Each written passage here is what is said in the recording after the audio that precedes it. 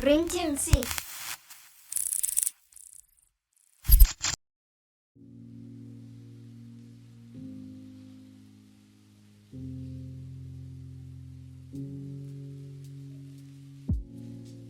Victory or Death Starfighters, my name is Carlin Jones, and this is a Starfighter movie review.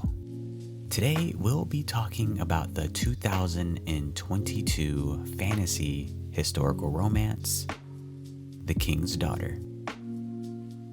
For a movie that has kings, princesses, and mermaids, I was actually stunned to discover that The King's Daughter has a profound moral message that argues what's the best way for a human being to be remembered through time? Is it through spirituality or scientific knowledge? Within this romantic fantasy, The King's Daughter tells its viewers that many people throughout Earth's history have searched for the secrets of immortality in hopes of never being forgotten. But in reality, the only thing that is immortal is love. So with that said, let's talk about the plot for this movie. This film is about King Louis XIV returning to his home country of France after a victory in war. During the celebration of his return, an assassination was attempted on King Louis's life. Due to his near-death experience, he is now in search for a mystical mermaid that could be the key to immortality. Now, there are a handful of characters in this movie, but to save a little time, I will only go over two of them. The first character that I'll be talking about is Marie Joseph, who is portrayed by the talented actress Kai Scodelario. Kai's performance in this film is very reminiscent of her role in the Pirates of the Caribbean. I'm pretty much convinced that she is made to act in these historical fantasy films. Her character, Marie, is an orphan who is tremendously gifted at playing the cello. When Marie meets the mermaid for the first time, she has this otherworldly connection to it. With every moment she spends with the mermaid, she learns just how valuable sentient life is. Now, Kai's chemistry with the rest of the cast is absolutely great, especially with her co-star Benjamin Walker. Both of their characters share a romance on screen, and their chemistry is one of the highlights of the movie. But there is a reason why their chemistry is so good. I'll save that discussion for when I talk about the behind the scenes.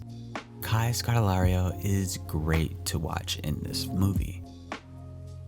The last character who I will be talking about is King Louis XIV, who is portrayed by no other than the Irish actor Pierce Brosnan.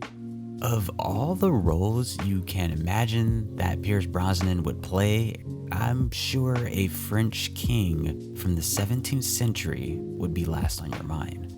However, I will assure you by saying his character, King Louis, is one of the most relatable characters in the film. King Louis searches for the secrets of immortality because he refuses to leave this world without knowing that the people of France are in good hands, which is a very commendable thing to do. Nevertheless, it's not his intentions, but his actions of how he searches for immortality, which causes him to be the antagonist of the film. The on-screen chemistry between Brosnan and Scodelario is good to watch, but in my opinion, Brosnan is at his best when he shares a screen with William Hurt. The two characters are often used as a metaphor, with one believing the way to live through people's minds is through spirituality, while the other believe it's through scientific methods. Pierce Brosnan definitely has a strong performance in this film.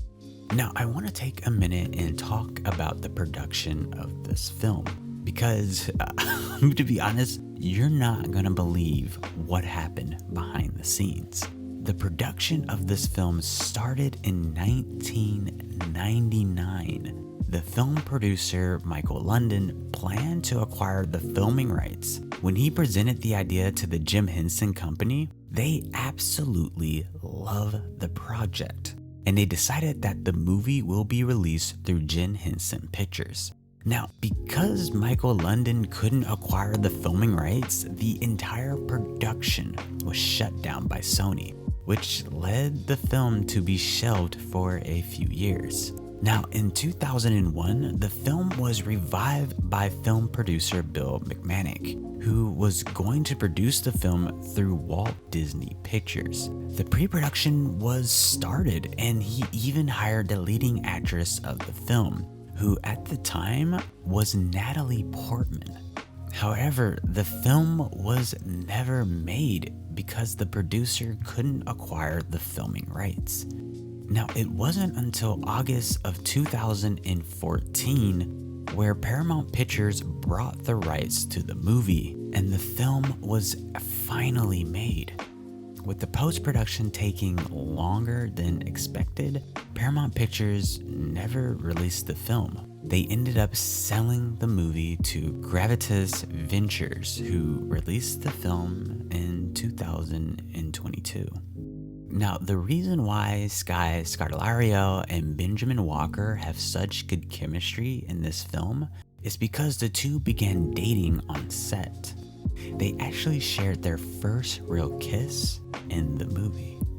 Now, in case you didn't know, The King's Daughter is based on a novel called The Moon and the Sun. The novel itself won the Nebula Award for Best Novel in 1997, beating out an insanely popular novel called A Game of Thrones. So, is The King's Daughter worth watching? Honestly, that just depends if you want something different. The King's Daughter isn't a great movie, it's not a classic, it's honestly something that won't be remembered within the next 5 years. But it is something different. If you're sick and tired of seeing movies that are sequels, prequels, and even about overpowered superheroes, then maybe you need a film that's different.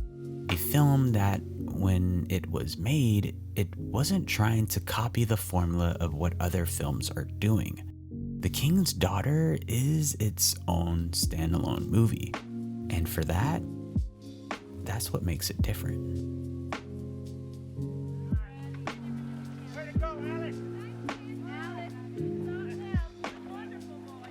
Thank you.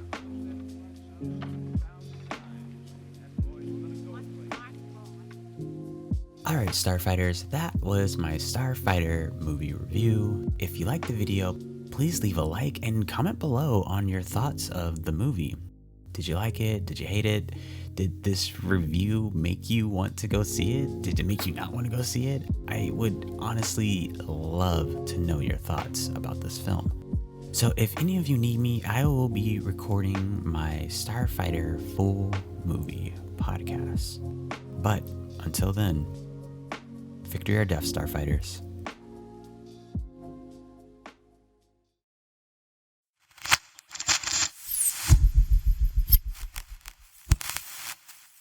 Victory or death!